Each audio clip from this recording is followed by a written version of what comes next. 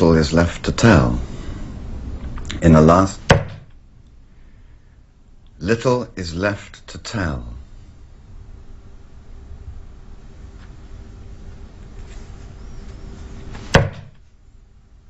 In a last attempt to obtain relief, he moved from where they had been so long together to a single room on the far bank. From its single window he could see the downstream extremity of the Isle of Swans.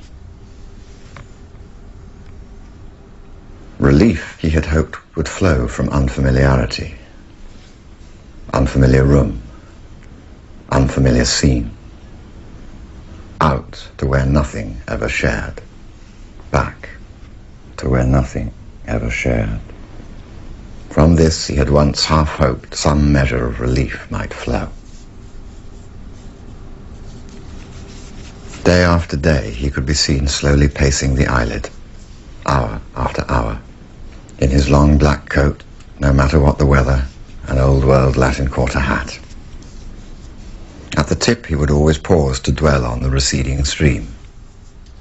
How in joyous eddies its two arms can flow and flow united on, then turn, and his slow steps retrace. In his dreams, then turn, and his slow steps retrace.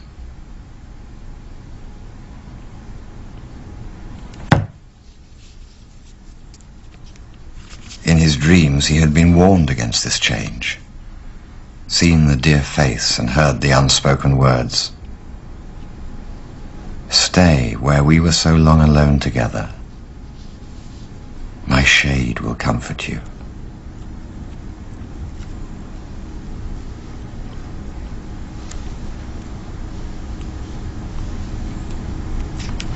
Could he not now seen the dear face and heard the unspoken words? Stay where we were so long alone together. My shade will comfort you.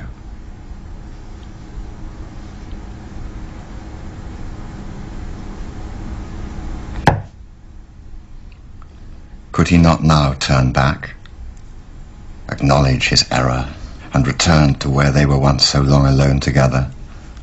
Alone together, so much shared. No. What he had done alone could not be undone. Nothing he'd ever done alone could ever be undone. By him alone.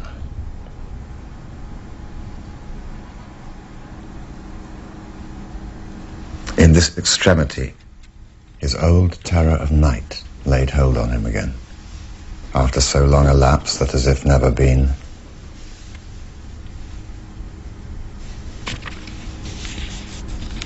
Yes, after so long a lapse that as if never been. Now, with redoubled force, the fearful symptoms described at length, page 40, paragraph 4.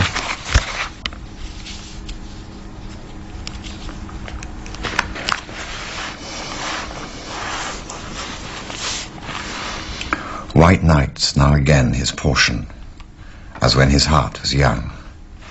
No sleep, no braving sleep, till dawn of day.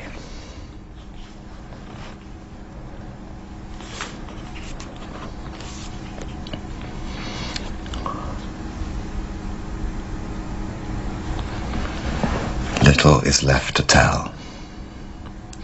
One night, little is left to tell.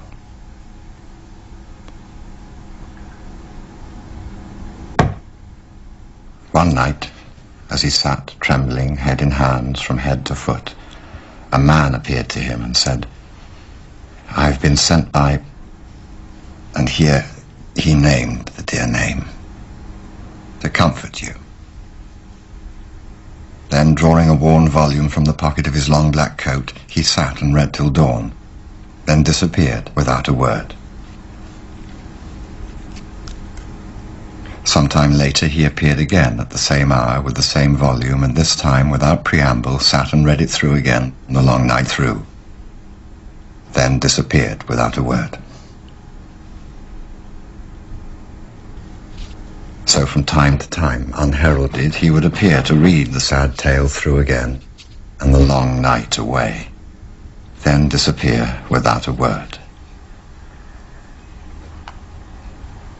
With never a word exchanged, they grew to be as one.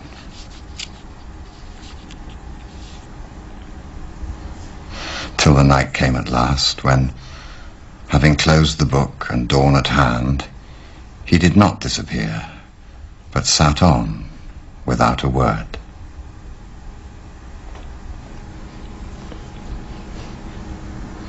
Finally he said, "I have a word from," and here he named the dear name, "that I shall not come again. I saw the dear face and heard the unspoken words. No need to go to him again, even were it in your power." So the sad saw the dear face and heard the unspoken words. No need to go to him again, even were it in your power.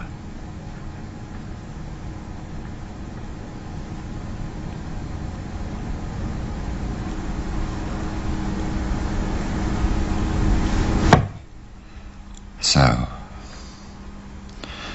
the sad tale a last time told, they sat on as though turned to stone. Through the single window dawn shed no light. From the street, no sound of reawakening.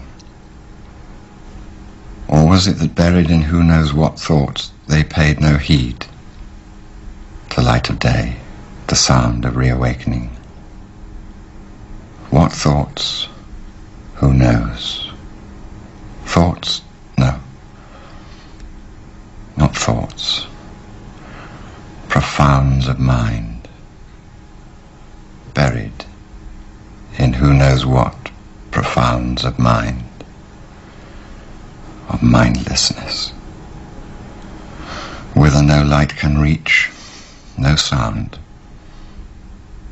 So, sat on, as though turned to stone,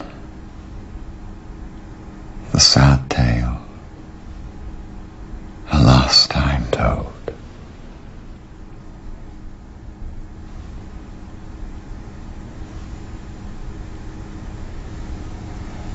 Nothing is left